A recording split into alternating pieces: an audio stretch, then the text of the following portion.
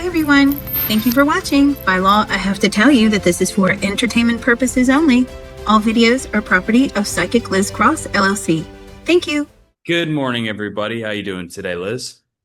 I am gutted. I did not know that somebody from the Village People died.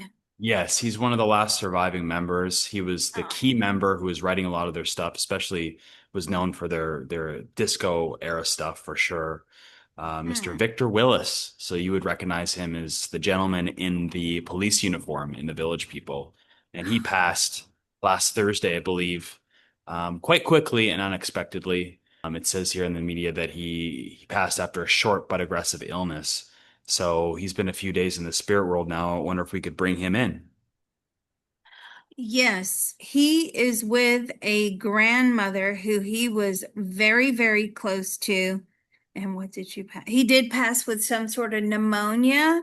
There was definitely some pneumonia component to do with his passing. Okay, what would you like to know? He's doing the YMCA. Yeah, of course he is. Of course he is. I do have a question just in general when we probe. We do this a lot, by the way. When we're tuning into the personalities of these people in the spirit world, we do have a mind wipe that we leave our personality behind with us. What exactly are we tuning into when they're giving us the YMCA dance right now? Is that a resonant frequency that carries on in the spirit world of their lifetime here? At a resonant frequency. So, for our benefit, the soul puts forth the frequency and the hologram of who they were as we are tuning into them. If we wanted to tune into something in a past life, we would have a different personality come through. Right. Yeah, absolutely. All right, I just wondered about that because, like, we know that they go through this whole process when they get there. They go through the life review and all that stuff, but you really don't. You shed all of your earthly ways when you go up there, right? You don't hold on to it. So I was wondering what we were tuning into. That's good to know. Okay, so how's he feeling up there now that he's on the other side? Does he feel free? Does he feel lighter? Does he feel complete? He does. You know, I'm picking up on his personality here on the earth plane. He was a real fun-loving type person, life of the party, liked to Hmm. be positive about life. He did not do well with the illness. He's one of those people that, they can't handle being ill, so he's glad to be out. Right. Okay. So what most surprised you when you crossed over? What preconceptions did you have about the afterlife, if any? Was there anything like that happened? Any surprises for you? Any surprises for me? Oh, his grandmother. His grandmother who he loved so very much. Right. Just so happy to be reunited with her. Band Oh, members, or so a couple of them, that all kind of fell apart. They all went their separate ways. Did you have disagreements? All the time. All the time they disagreed.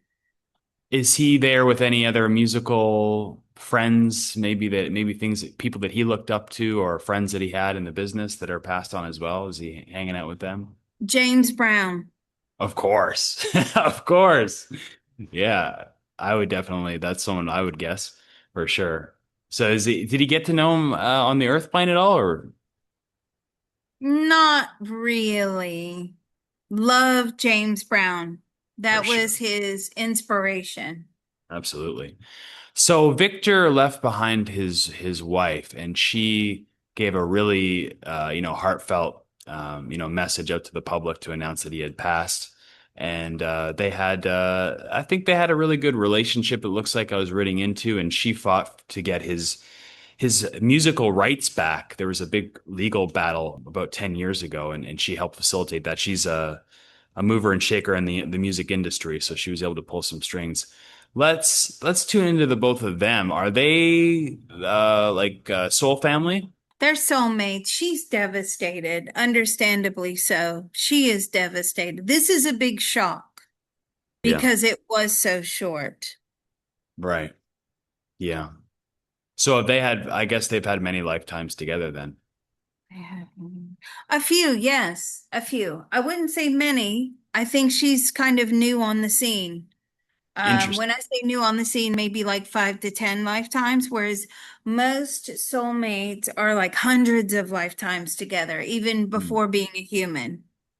Now, I've heard you say, and please correct me if I'm wrong, that we don't necessarily all have soulmates. Like we have a soul family for sure, but the soulmate thing, like, someone that we constantly have relationships with, or that ideal of the soulmate. Is this something that everybody has at some point, or does it come and go?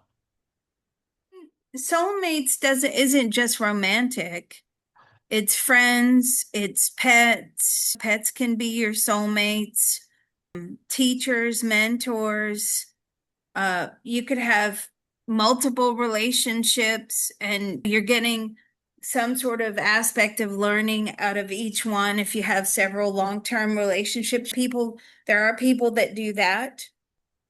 First Yeah. loves, Okay. things like that. I think what I'm remembering now is that you said that it doesn't necessarily have to be a love relationship to be a soulmate. The idealized version, and when you hear soulmate, you think, oh, we've been lovers for lifetimes. So it's not necessarily that. I think that's the Hollywood version. Gotcha. Okay. All right. Now I remember. Is there any message that he wants to give to his wife now that he's on the other side? He wants to thank her. He didn't appreciate her enough. She did everything for him. Hmm. You know, he wasn't very good at organizing his life. He's just one of those people that kind of, just shows up to the party Right. with no plans and um no real, goals or, he just thinks he's one of those people that just lands on their feet anyway. Yeah. Yeah, I don't need to plan. Who cares what the particulars are? And she is the opposite. She likes everything done. She wants to know, we're at this time, we're going to this place and we're going. Yeah. So she really organized and planned his life. They were very good for one another. He gave her a hard time. Okay. And I'll tell you, he had ADHD. He Hmm. definitely had ADHD. He couldn't focus on intricate details of Right. planning and goals and finances and budgeting, and she did all of that. Well, that's good to have. If you're, that good dynamic in a relationship, if you don't have that. So he was very lucky, I guess. Now, who really was Victor Willis? Was it the person that we saw, the person that might have, like you said, shown up to the party ready to go? Was that a mask that he wore that we saw as the person on stage or at the party? Who was the real Victor Willis? No, that was really him. He took music very seriously. Yeah. Music was a whole different thing compared to all the other aspects of his personal life. But, with that, because it was so enjoyable and he felt so passionate about it, he could do a lot of, writing, putting things together, organizing the band, doing that. But anything else, if it wasn't exciting to him, if it was like this boring, mundane, administrative life stuff, no, he's not doing that. Yeah, and that's a lot of creative minds, or even someone like even Einstein as an example. An odd example maybe to give in this scenario, but he was someone known to be able to never take care of himself. He never had good, maybe known for good hygiene or anything, but he could focus so intently on what he was interested in, right? Sometimes these really creative people, they're just so intently focused on what they do, it takes the energy away from other important things in their life sometimes. So Mm. it's a blessing and a curse, I guess. Mm-hmm. So Hmm. was there any part of, Victor Willis that people didn't understand from the public point of view that he felt was, he wasn't understood in a certain way? His life was an open book.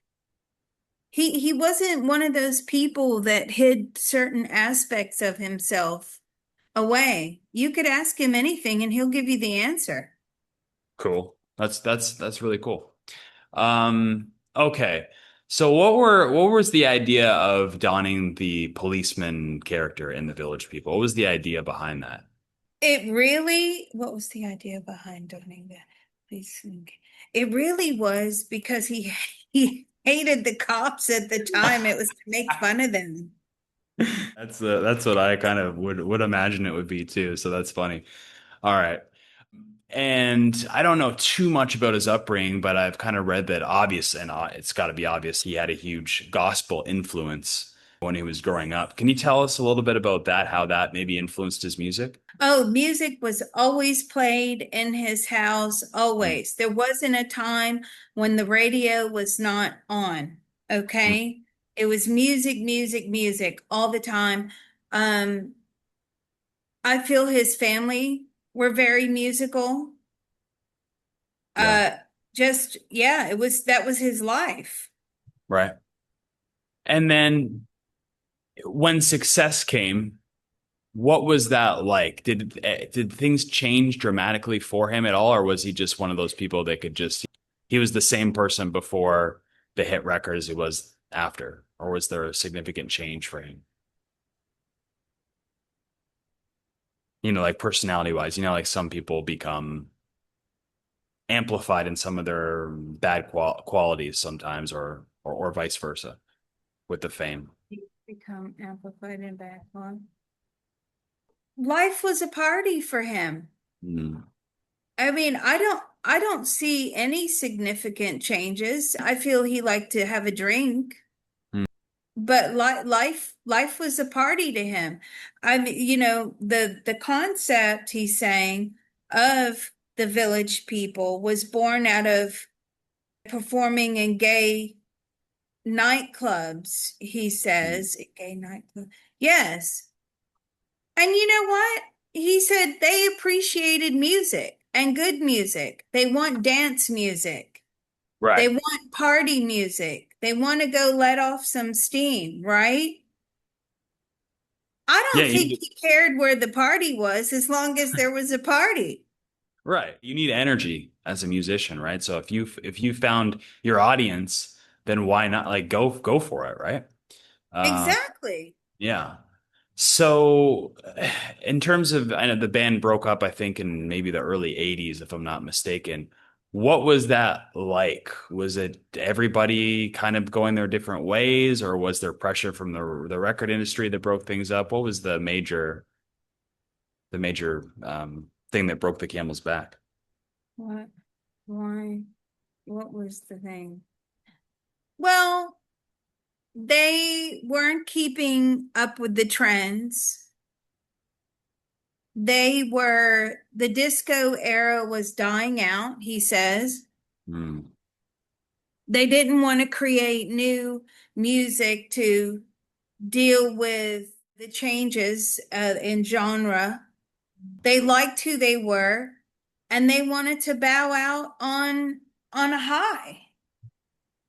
And Well, that's they just realized they were losing popularity, and everybody was kind of falling apart, going their separate ways. The music just died out.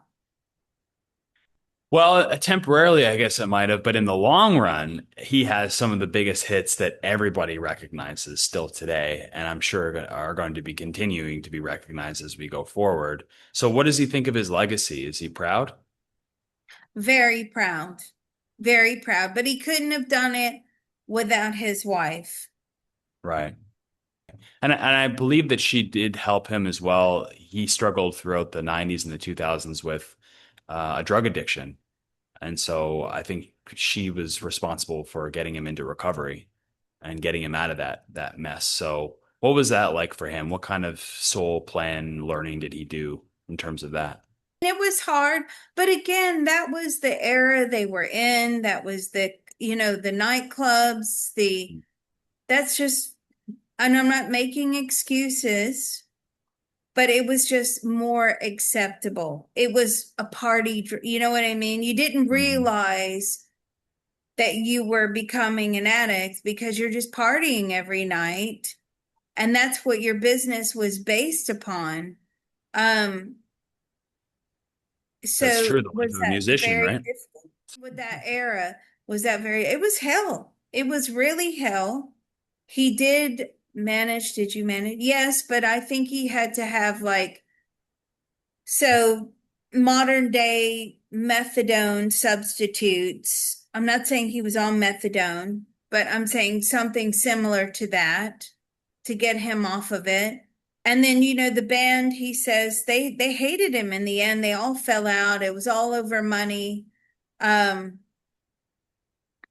it was really it was hard to stay friends. Yeah. Everybody's scrambling for cash because they all spent way too much money.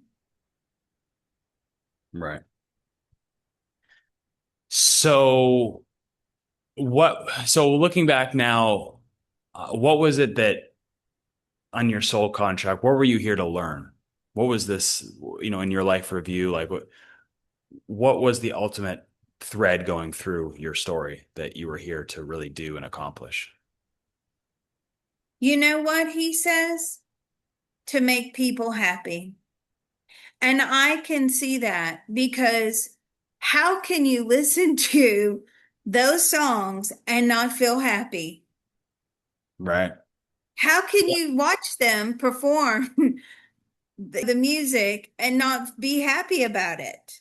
And that's what it was about. It was about uplifting people in a difficult economic time, making them feel free, making them feel happy, taking away their cares as they listen to the music.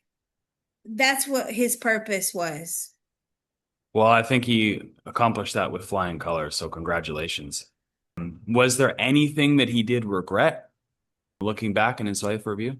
He treated some relationship partners badly. Hmm. Of course, they couldn't pin him down, and he really didn't care. His music took priority, his work took priority. Hmm. This wife came along just at the right time, obviously structured that way in the life plan. Um, she found him at a low. Right. She really did. And she came in just at the right time. He didn't show enough gratitude, he says to her. Yeah. Well, we're all guilty enough of not showing enough gratitude in our life, I would say, to some degree or another. So can't blame them too much. We're all guilty of that, I think. Yeah, and it's a shame. He You can't help but smile when you see them like marching around on stage. And Yeah. I mean, you really can't. Their songs in the Navy. And those songs, even though disco faded out and died, they can always be revived at some point. People still know those songs today. Those are generational classics. They're played at all the important events. They're played at weddings and whatever major events that you have, right? It's the feel Yeah. good song to go to. So Yeah. I think they're going to be around Excellent. for a while. Hmm. Well, how does he see so where does he go from here in the next lifetime? When's he coming back? He wants to reunite the band. Really? Is that Yes, possible? he does. Is that possible? He's trying to get the contracts ready and get them to sign on the dotted line. And will it be disco?